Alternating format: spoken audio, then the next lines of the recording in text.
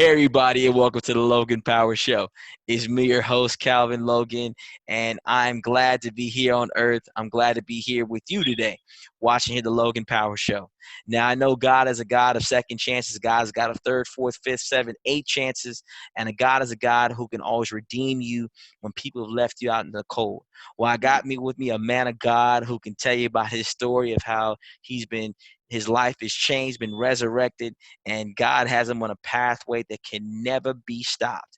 He's the one and only Mr. Lester Young. How you doing, sir? Blessings, brother. Blessing. As I mentioned earlier, it's a pleasure, man. We finally get a chance to connect, man. God definitely brought our paths together finally. I think we've been trying to do this for some time now, so it's a blessing, brother. I appreciate your invite as well. Absolutely, sir. It's a blessing to be connected to you. It's an honor to hear you, and it's an honor to see you in the flesh, the screen. Uh, I know we other circumstances we would love to meet in person, but definitely we gotta do what we gotta do. So let's talk about you, the one and only Mr. Lester Young. Talk about your story, your incarceration to redemption. Let's talk about that, sir. Cool, man. I always like to let people know that, my journey started 16 years old, and I call that the journey of brokenness to redemption. And there's always a story in between. When we see individuals incarcerated or going through something, we never try to look back. So my journey started when I was about 16 years old, and that's when I lost my mother. And after losing my mother, I went through this period of not properly learning how to grieve at 16 years old. And that not learning how to grieve correctly put me on a bad path. I started selecting the wrong people, started surrounding myself with the wrong people. 4 months after my mother passed away, I was already selling crack cocaine at 16 and a half. When I turned 17 years old, 2 weeks after my birthday, I was caught selling drugs inside of a high school and was arrested and then was charged for possession of crack cocaine with intent to distribute in a school zone, which I was facing 25 years at that time. I got it reduced to a 90-day prison sentence, going back again to not knowing the core reason why I was doing the things that I was doing. Did the 90-day shock probation military boot camp. 18 months later, I was charged once again for violent crime, murder. I ended up shooting and killing someone over a drug dispute at 19 years old and was sentenced to life in prison. And this is where that from brokenness began. The brokenness to healing began for me. But it took a period of time while I was sitting in prison, feeling alone and abandoned, not understanding, one, how am I going to serve life in prison at 19 years old? Am I going to ever see the world again? Am I going to die inside of prison? Those are some of the questions that were just circulating in my head. And over a course of time, God connected me to what needed to be, those particular dots that need to be connected to help me, one, acknowledge what was the core decision, the things that led to the decision making, what was the core issues, and begin to help me make those connections for me to be able to get on this path of redemption, but most importantly, begin to heal from a lot of internal things that was broken within me. Wow, it's definitely some broken. So can you tell people how long through that process were you currently incarcerated for?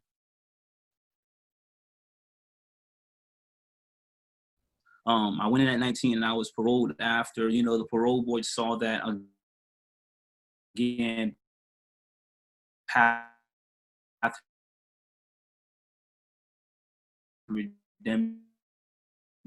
And I was living alone. And that's when, like I said, those things that I did inside of prison, I always tell people that in prison, I acknowledged, I found that there were 5 areas of my life that I needed to better understand. And one of them was just like most people today, whether in prison or not in prison. Hold on one second. Hold on one second, Mr. Young. I think we had broken up on the part. Let's go back to that question. In regards to the part where you were doing 20 years, explain that part of how that process went about. Serving the 20 years. Yes, sir. Yes, like I said, I was sentenced to life in prison at 19 years old, and went into prison not sure if I was going to ever be released out of prison. I was not sure about anything. Sometimes I thought I was going to die in prison, because when I looked around, I saw people who had a very similar life sentence that I had, that they were either sick, they were too old when they were released from prison. So I didn't know what I was going to do. But in about 3 years of my incarceration, this is where God started shifting me and helping me look at life a little differently. This is where from 19, I went to prison in 93. So from 93 to 96, this is where God had me like in a standstill, and he was just pointing me in the right direction with the right people, the right books, the right message and everything. And this is where I began that process of acknowledging and bringing about some healing in my life while I was serving that life sentence. What put me ultimately, the decisions I made early on was a decision that allowed me to make parole in 2015. Wow, 2015, 93 to 2015, almost 22 years. Um, when you finally were paroled in 2015, which is just 5 years ago, what was that feeling like?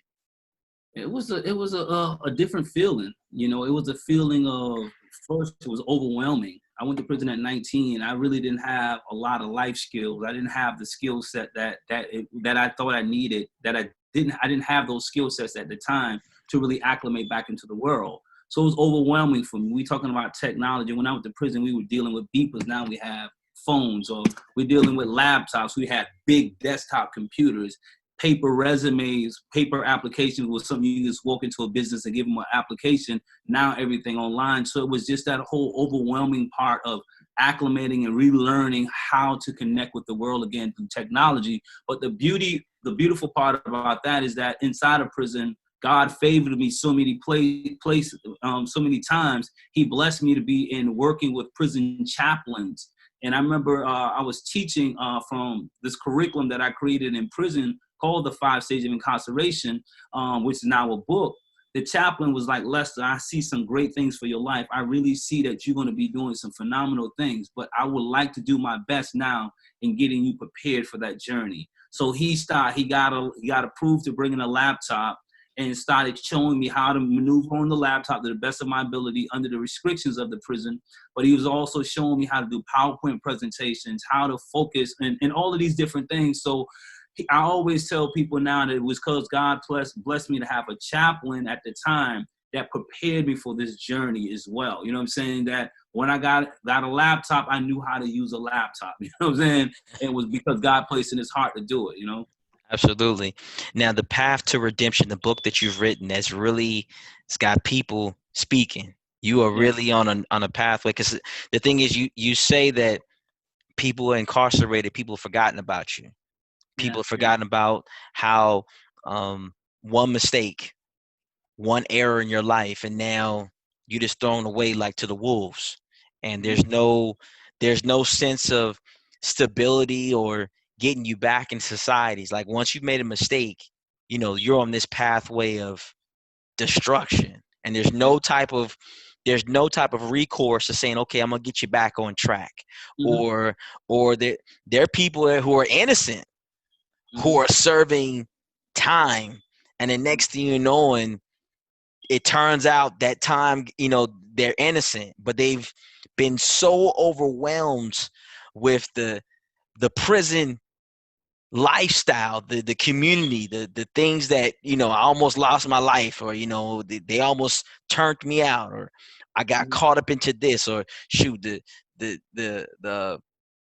crime was more crazier inside prison than in the world. So how how do you speak to those individuals who are going through, or like the book that you had, the 5 stages? What are one of the stages that you think that are the most pivotal stage for a person to get through? I think forgiveness, man. In my book, I mentioned the 5 stages of self-denial, anger, victimization, forgiveness, and transformation, right? But it's like forgiveness to me was that part where it helped me break away from the spiritual prison and the mental prison. It's crazy. It's more difficult to be in prison when you're physically incarcerated, Mhm. mentally incarcerated, and spiritually bounded in prison as well, right?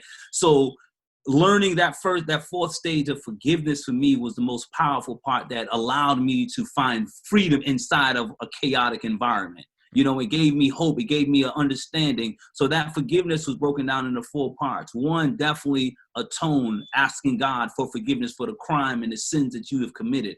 First, you have to rebuild that relationship with God, because if you don't rebuild that relationship with God, then true freedom, when you would never experience freedom. And I'm not talking about outside the prison fences, but while you're inside of prison, God can give you a sense of freedom inside of prison. And that's a free of your mind and a sense of peace and calmness that allow you to do your time in the most productive way. So that's one, rebuilding that relationship with God. And that comes through repentance. The second is acknowledging the crimes or the mistakes that you have made in harming others, finding ways to apologize and connect back to those you have harmed, forgiving those who have harmed you. But the fourth one is forgiving yourself for the things that you have done to harm others and to harm you. And take it back a little further, forgiving, when I mentioned that we start from brokenness, is also forgiving yourself for the harm that you have caused to your younger self. You Wow. understand? I Yeah, totally get it. I totally get it. our younger self, we still live in the shadows of our younger version, right? And whatever that experience you had growing up in childhood, as a youth, as an adult, sometimes we have created a lot of pain to that younger person, right? And it's about making amends with that person so that you can find strength to move forward. For me, I had to make peace with the younger Lester at 16 years old, who felt like he was abandoned, lost his voice. So he was able to be led by other people because he lost his voice. And because he lost his voice, here he is. He's sitting in prison with a life sentence. Here it is. He's dealing with the fact that he has taken another human being life. So that fourth part of forgiveness was, and I had to forgive that 16-year-old to say, man, it was okay that you didn't speak up for us. It's okay. Now we have made this, rebuild this relationship. Now we have made that atonement with my younger self that has given me the strength to move forward as an adult now. So I move forward stronger as an adult, and I speak with more authority in my voice as an adult because I've forgiven the younger me who felt like we lost our voice at 16. Wow. That's powerful, and I want people to understand the severity of the situation. 16 years old, he did 90 days. 19 is when the transformation hit, and then he did something that a lot of people can say he did literally 22, almost 23 years in prison. And people will tell you, you can do a day in jail, you can do a week, you can do 10 years, 20, 30, 40. If your mind is not there, it can still plague you because of either things you have, because the system is not designed to help you. It's not. Little 8, like we were in a 6-foot or 8-foot cell for you. Oh, 6 foot. It's like arm length apart. You know your arm and you stuck in this wall, back and forth. But the beauty of this, I always look back at it. I always remember reading the story of Jonah stuck in the well, and we always say that we're in the belly of the beast, right? And it's like, what did Jonah do inside this belly of the well, in the belly of the well that allowed him to be free? What did Daniel do in the den? What did these individuals do to resurrect themselves out of that environment? So these principles were some of the very similar principles that I use to help myself escape. Not the physical, but to escape this prison I placed myself in. And I tell people this too, is like my redemption started not just on me, just working on me, but that redemption started when I knew that I took another human being life. I took another human being life over drugs. And I knew that the only way that I'm going to be able to be free physically, mentally, and spiritually is that I had to sit down with that spirit of that person that lost their life, that they're no longer going to be on this earth. And, for a long time, I never wanted to take ownership for the ownership part of what I've done. I always blamed it on other people, right? But God blessed me at that time inside of my prison one night. God put me in a position where I was vulnerable, willing to be broken, because God got to sometimes break you even more so that he can rebuild you. So I was willing and humble enough to say, God, break me. I want to be a better person. And this is when God put me in a position of vulnerability and allowed me to be true with who I am, to have a conversation with the spirit of my victim who is no longer on this earth. And that's when the thing, again, when there was a shift, because I finally had an opportunity to apologize to his spirit and say, I will live my life in redemption as a way of honoring your life. Wow. Now the person's life that you did take, and you asked God for forgiveness, were you able to ask that family for forgiveness? And that's the beauty of it. Going back again, when you asked me out of the 5 stages of incarceration, what is the most powerful one? Forgiveness was that one. And I'm gonna share this with you. In prison, going back when I set my intentions to ask my victims to forgive me, but his family. And the way South Carolina is set up is that they don't allow you to have communication with the family of the victim. And I can understand that. So, but God knew my intentions, and I set my intentions saying, God, I want to apologize for this family. So what I started doing, I started writing letters to my victims and keeping it in a journal. Keeping it in a journal, like every day every time I felt it come on my heart, I would sit down and write a letter to them and set my intentions, begging for that forgiveness. I got out of prison in 2015, and in about 8 months, I went to Hilton Head where the crime actually committed. And here it is, I was hosting a youth group, teaching them about the power of choices and sharing my story. This family heard about me coming to Hilton Head because the newspaper printed about, here it is, this Lester who was convicted of murder in 1992 is coming back to speak to the youth. So the family heard about it. So the family reached out. They actually attended the event. I didn't know that they were there, right?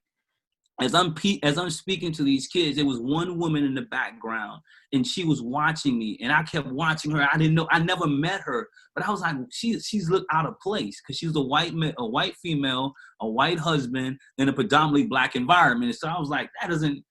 After I got through, this woman came to me, and she was crying because I mentioned her brother, not knowing that she was going to come, but I mentioned how we have to understand that when we take a life, that spirit live with us. And I was just talking about that. So she came up to me and she said, Lester, I come to you today telling you that I forgive you, my family forgive you, and we are proud that you are doing what you do now to honor the life of my brother. I was like, wow.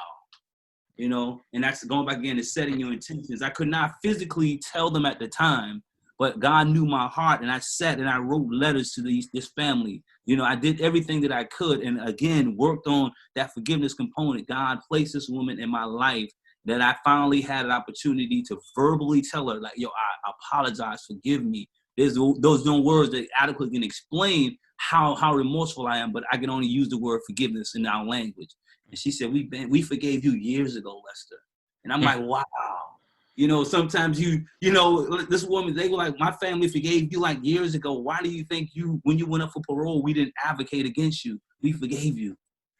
And that's the thing that we have to understand, that people have to understand, when forgiveness is a key component to, it's not just for the person that did the crime, it's for yourself, that not to have that tar on your heart.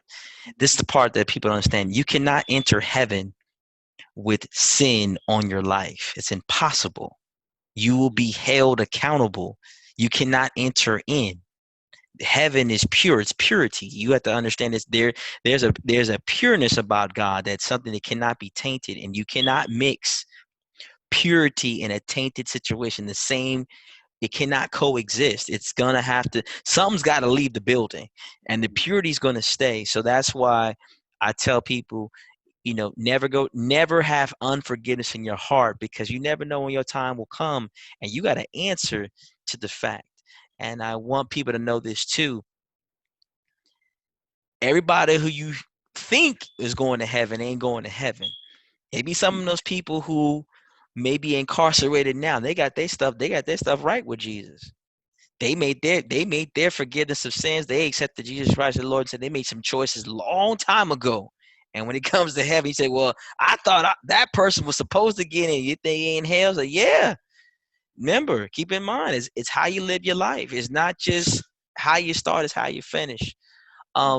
when you talk to the youth, there's always a misconception because when you went in 92, 93, that was during the time, Bill Clinton, three strikes during that time. Uh, President Joe Biden, huge.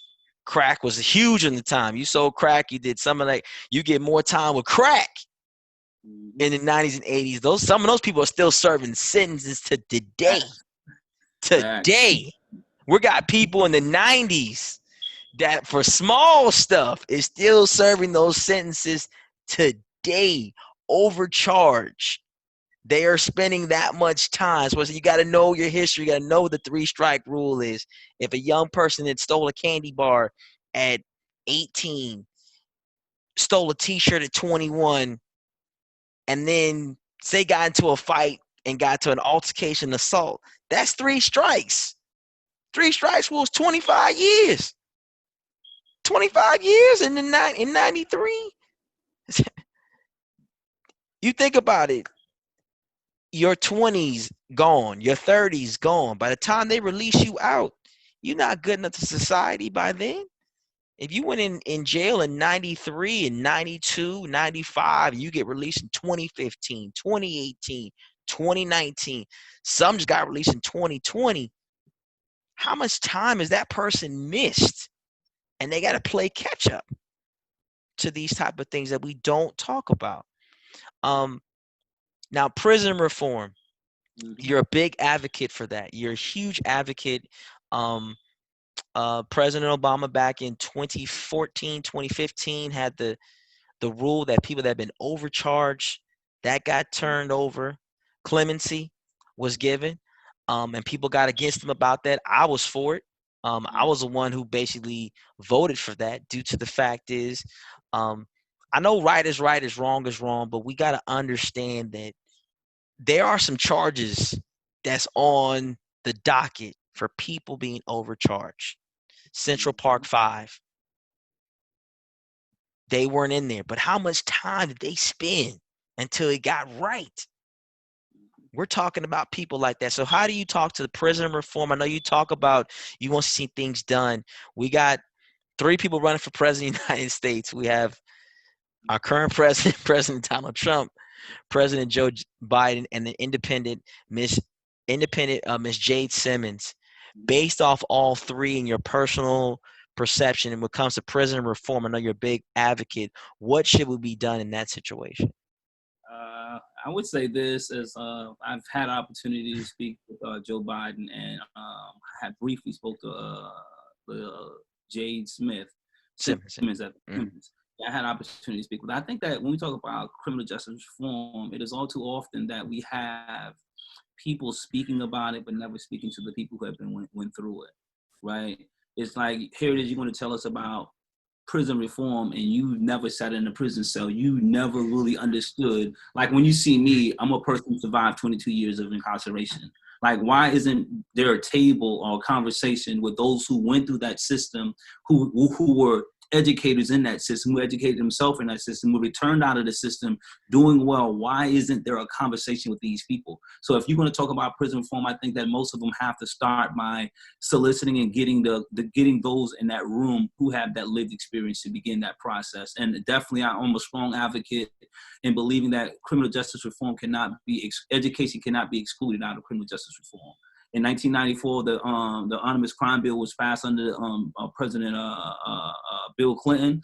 When that bill was passed, that excluded a lot of rehabilitation programs out of the prison system. And to this very day, they're still struggling to get Pell Grant restoration re-implemented back into the prison system, meaning giving people an opportunity for college education, vocational trades that will prepare these men and women who are incarcerated to return back into the community and be productive. Right now, since that bill was passed, there has been a big void inside of the prison system when it comes down to education. If it wasn't for prison volunteers, Christian ministries, and other ministries that go into the prison system, men and women would be sitting in prison idle to this very day, because a lot of the funding have been taken out when it comes down to trade and rehabilitation have been taken out of the budget and focused more on punishment, building more prisons, hiring more staff, becoming more savvy when it comes down to technology in the prison system, but nothing has been catered or allocated to education. So criminal justice reform will not truly be criminal justice reform one if you're not sitting down talking to those who've been directly impacted and you're not advocating for educational program to be implemented in the prison system, preparing people for reentry. Absolutely. And the prison system is very expensive. NCIC, the system for Mhm. calling, that is very expensive. For those who don't know, that 15-minute call, and that's it. It's 15 minutes. You talk to that person and bam, that's it. And you get one time per day. Some of that's like $25, you know, and that maybe two calls for that time. And you think how much money you're feeding into the canteen system. You know, uh, a soda normally would be that would normally cost 99 cents, $1.75, almost $2. So you're talking about overpriced products that you're charging on top of that. So you're pretty much making almost over 150%, over 200% markup on product. If you even think about this too, is that you have a lot of businesses that were normally being operated outside of the prison, right?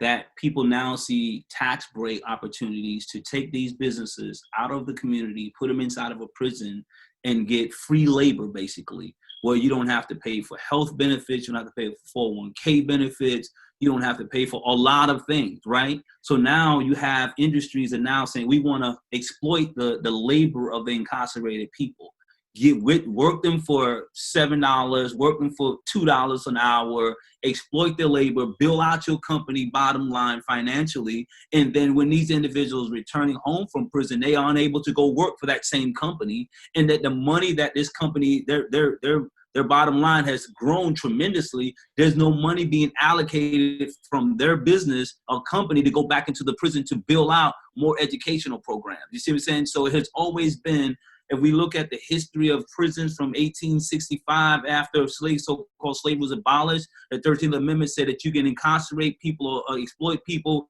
if they're incarcerated, right? This is what it says. So from that period on to this day, prisons have always been another extension of slavery in a manner of exploiting the labor of people. Now we know that Black and brown people make up the majority of the prison population. We got right now, right there in Louisiana, at Angola prison, which once was a slave plantation. You have now, they have turned it into prisons where men and women, men in Angola prison are working in fields just as they did during slavery. White men and Black men are riding on horses with shotguns in these particular fields today. If you look at it, you would think that slavery is right back here today in this 2020. So we know and understand that when we look at prison, we got to understand the history of prison. We got to understand what prison was created for. Under the laws, a lot of bogus laws were created to lock and exploit Black labor during that time, and it's still being taken place to this very day.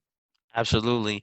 Now, what is your mission? What do you want to see change when it comes to our youth and just in general? What's your mission? What's your sole goal you want to see accomplished? Our goal is definitely, man, to reduce the violence in our community and the entrance of men and women going into prison. I would love to see the prison number. We got 2.3 million people in this country that are incarcerated, and numbers are constantly growing. The juvenile department of corrections, the numbers is astronomically large, and there are people that are stuck in the system from 12 to 16 years old. At this prime period of their life, they're incarcerated. So I believe that right now my mission is to create better programs that are led by people who have the lived experience, not these programs that have been in our communities for 20 and 30 years, who are nonprofit. They're getting a big budget from donations, and they're not really doing the root. I'm talking about going in our community, starting at a grassroots level, educating community leaders how to better assist our community. And that starts from financial literacy, entrepreneurship, getting people more familiar with technology now in our communities. If it's going into the prison system, better preparing, creating better rehabilitation programs in the system when it comes down to educating these individuals about the skills that they're going to need to be successful after prison. But I think that for our youth, we got to focus on bringing them up to a level of understanding. We can't just go and preach. I believe in entrepreneurship. Our young men and women need to learn more about entrepreneurship in the Black community. Absolutely, definitely learn the importance of it.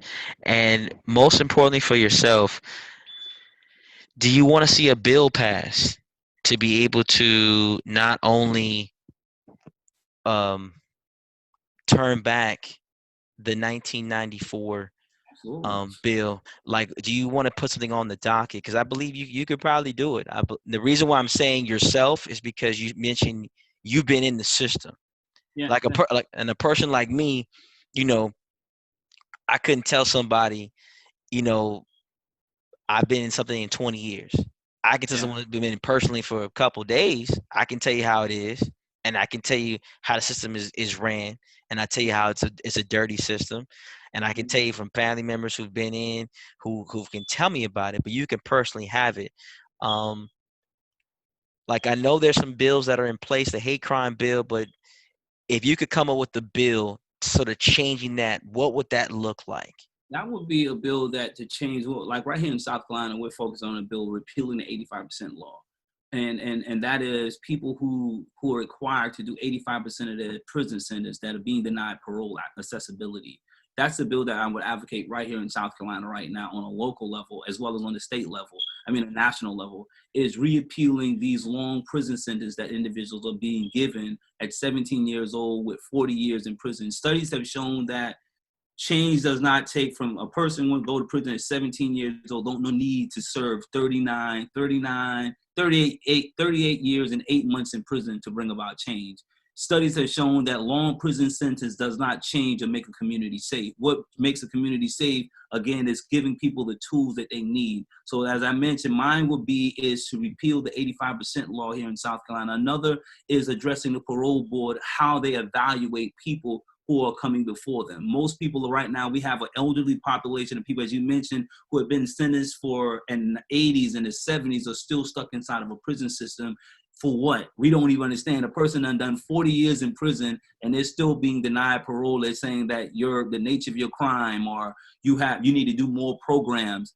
How are you going to do more programs and you done 40 years in prison? You got a book full of certificates. Like, you know what I'm saying? So those will be the two main issues right now, right here on the state level, is how do we change the 85% law here in South Carolina to create a way of reevaluating an individual who have been sentenced to a long prison sentence. And that is like if a person went to prison at 17 years old, we know that studies have shown that person who commits a crime at 17 years old, their minds are not really developed and matured at 17 years old. So of course, they're going to make immature decision making, and that decision may lead to incarceration or harm of others. Now, this person, studies have shown this. The Supreme Court have actually pointed this out. So, going back and reevaluating these individuals who committed crimes at 16 and 17 years old that have been sentenced to life in prison, long prison sentence, reevaluating these cases, and depending upon what these individuals have done while they've been incarcerated, giving them an opportunity to be granted some form of furlough after serving time. I mean,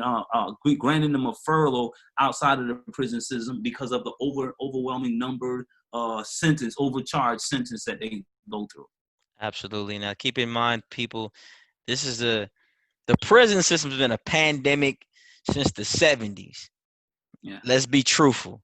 This has been a pandemic for a long time. yeah, When people say, well, like, Calvin, those people are animals. All right.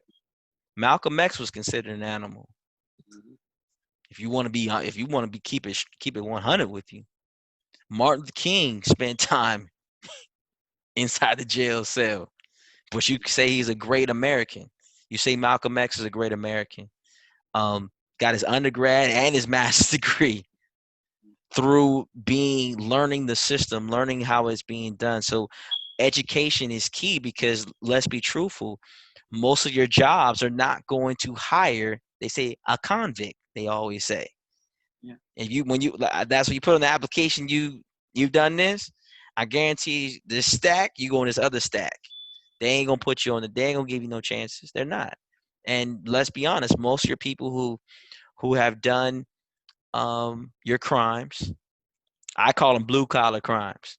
The blue collar crimes are the people that have done crimes that are either took someone's life over small petty stuff, small drug stuff, really small things, stealing those things. Those people do more time than the white collar crimes. The white collar crimes, a guy embezzled $10 million. a person robbed for 400 million. They're not doing 30 and 40 years, quote unquote. And that's the problem that we have, is that those people get jobs. Because the government gonna say, if you knew how to rob that kind of money, I need to put you on this team. Don't get it twisted, ladies and gentlemen. There are people who are real criminals, and like they don't do hard stuff, but electronically they steal, they rob, they're taking millions and millions of dollars, and the government does use them. They use these individuals. It's a true fact. You see some of these stories, the movie Catch Me When We Can, with Leonardo DiCaprio, talking about how the man was falsifying checks and the federal government hired him. But the key word, ladies and gentlemen, he was white. He was not black. Every black person that has done something that has embezzled millions and billions of dollars, ladies and gentlemen, that person is not given the same type of good old boy system like our white counterparts. That's just a known fact. But Yeah, go ahead, sir. yeah, I agree with you, and I posted that a while back when I was saying, what's that, Michael Cohen and I forgot the guy name, Donald Trump's attorney, like Yeah, what's his Mike, right? Michael Cohen, Roger Stone, Yeah. all them boys. Like even the Cool, right? it's because the whole crew, like even the governor of Illinois, he caught clemency. He got released, and if we did the same thing he did, what would have And happened? it's an example, right? We right now in a pandemic in our society, right? But there's a pandemic going in prison with COVID-19. People are dying. We have more people have died inside of prison that wasn't sentenced to a death sentence. Almost 500 people have died in the last 4 to 5 months inside of a prison because of COVID, because of underlying health issues, right? No prison have set forth any type of emergency strategies and how they address a prison during a pandemic or natural disaster. An example, when Hurricane Katrina hit, Sandy hit these different areas, and the prisons were actually in that crosshair. Prisoners died, individuals were incarcerated, died as a result of that because of drowning. No one knew what to do with them. We have an emergency strategy for an animal shelter in every area. If a stray dog get caught in a storm, people literally know where to report that stray dog and protect them, right? But here it is inside of prison. No one has a way of protecting those inside of prison. Michael Cohen was released from prison because of COVID-19. He was like, yo, because of the pandemic, they found a way through privilege and loopholes to release him out of prison because of COVID-19. You know how many black and brown people are in prison who have underlying health issues that are vulnerable to this virus in prison, have served over 85% of their prison sentence and still being denied freedom, right? So we see this is serious, you know what I mean? So when we're talking about privilege, not only just the disparity of the law and drugs, now we're talking about the privilege when it comes to life, white life, black life. And I have to say that is that we see an example. Yeah, it's just that we see that these individuals, because of their connections, they was granted, one guy, yeah, they were granted clemency and said, hey, you don't even have to go to prison, bro. I know what you did was wrong, but I'm the guy with the power. I'm gonna write this and commute your whole sentence. And he stole millions of dollars, and some people in prison who stole $20, and they still in there for 30 years because of the law. So I always tell people, I get it when people say, I don't believe that those people in prison lives matter. I understand, because some of us who committed crimes, we've done some stuff that really harmed a lot of people. I get it, right? But that's a small fraction of people in prison. That's a small fraction of people. So we can't allow that view that you may have because you was hurt. I get it. But there are people who are sitting in prison that have been over-sentenced. And they were over-sentenced, one, because they were black, two, because they come from poverty, and just the way the system is. So now these people are released from prison, right? Now I show you the privilege here. Almost 70% of the people who are released from prison go almost 8 to 9 months unemployed when they get out of prison, because they have to check that box. Have you been convicted of a felony? There are other counterparts who have connections. That never is an issue for them. They walk into a business because they know somebody, their family knows somebody, knows somebody, knows somebody, knows somebody. Here it is in our Black and brown communities who are struggling on a daily basis to try to add value, economic value and structure in our community. We're locked out of employment, housing, healthcare. COVID has exposed so much stuff for us in this country when it comes to not only those with felony convictions, but those who live in poverty, who are living in communities that have been criminalized. So that's what I advocate for, man. I use my story, my energy to amplify the voices of those who can't speak for themselves, man. Absolutely. And we're going to keep speaking the voice of the Logan Power Show. I encourage you all to never judge a book by its cover. Judge it by its content. You know, my thing about it, sin is a sin. You could have killed somebody, you could have stole something, you could have lied, you could have fornicated. That's all a sin. Stop mixing sin now. There's no such thing as when we say that's a white lie, you lied. Listen, only difference between your lie and that one you got caught. You say, oh man, that person is he's an animal. That person just got caught, brother. That's being straightforward with you. If we were to like say, open up the whole box and say, okay, who has committed a crime the past 10 years? You'd be amazed on some of the people who you look up to who have committed heavy crimes, but it's called the laws of the land.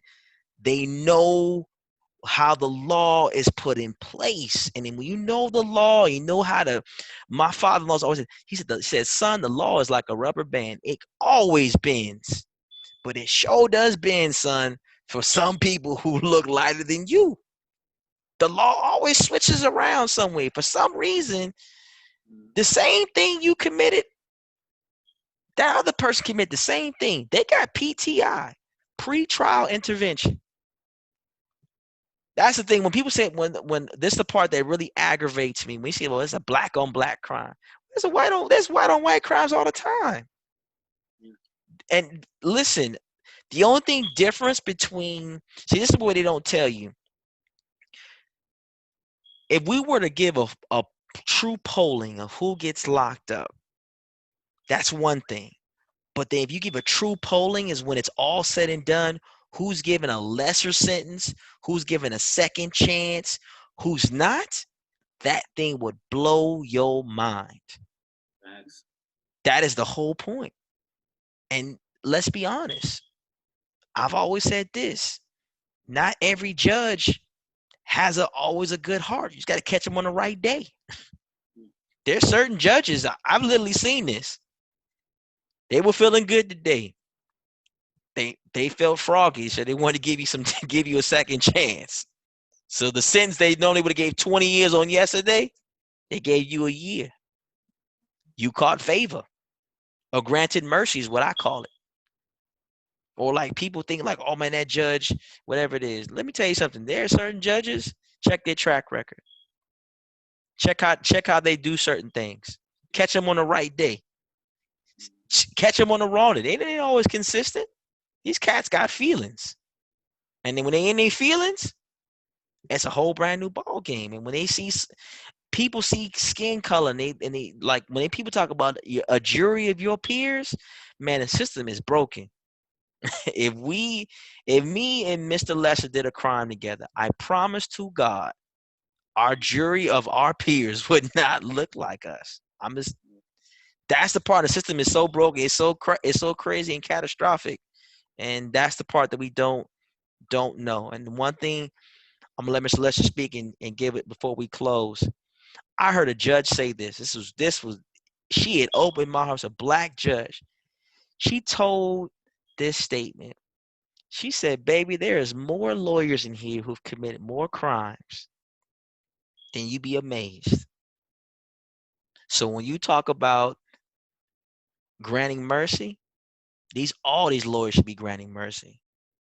There's a lot of these lawyers who've committed problems. And you say you can't find a job, become a lawyer. That blew my mind. That blew my mind, Doc. I was like, God bless. You're literally telling me that you can find a job being better be a lawyer because you can basically Because being a lawyer, you don't have to, like, you could have done all kind of craziness. Hey, you passed the bar exam.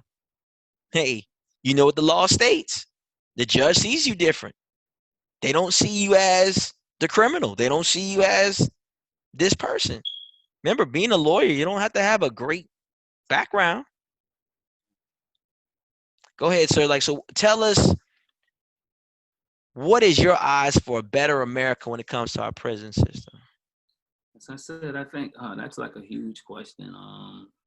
But my thing, it would really just start, man. It's not really a better prison system. It's about how we create better communities. Because we know that when there's poor communities, that's the thing ultimately that feeds a prison system. If we want to decarcerate the prison population, we have to look at our community today. Look at the studies where which communities have the highest number of incarcerated people getting arrested and going into a prison system. And like I said, stop focusing on building better communities, giving people opportunity for employment, housing, education, financial literacy, mental health issues, because this is where we have to start, because this is where we stop feeding the prison population. You know, when I mentioned earlier about brokenness, there's so many men and women are in prison that are there for mental health issues. Many people are sitting in prison because they didn't know how to process the trauma that they experienced growing up. You know, they don't understand this. So instead of building more prisons and taking more money to hire more prison staff, we need to take that money and create better programs inside of our communities that are impacted the most by it. You know, and once we start building these better communities, I'm not just talking about a park where they can go and do some pull-ups and dips and walk around the track, but I'm really talking about, like, in these rural areas right now, we have seen that people, since COVID, people are living in certain communities don't have broadband. People can't have access to computers, so they are not able to help their kids with education. Think about that community when they're falling behind educationally. Now they're more exposed to what criminal activities. So creating better communities by providing better internet access, providing people with technology, doing more, giving people more opportunity to expand their educational trade through coding, technology, instead of saying go cut grass, but creating programs in these communities that's going to really empower this community in the next 10 to 20 years. And with that, we can now see the numbers are reduced because we're creating more better, stable programs that is educating and empowering our community that way. So prison, to me, I step back from it. I'm not really, those who are inside of the prison system, we understand policy have to change, but how do we stop this large number of people from going in the next generation, going into the prison system? So that's where I would start at there. Absolutely. And Mr. Young, we want to definitely pray heaven's best upon you. We want you to keep doing what you're doing, stay in the fight. We'll be in the fight with you. For those that are listening, Passive Redemption, get connected with him. We want you to understand that there is a better way for us to live, and that is to live in peace, live in harmony, and let's keep it moving forward and keep trusting God. So I thank y'all again for watching. My name is Calvin of the Logan Power Show, nationwide, worldwide. We love you. We'll see you soon.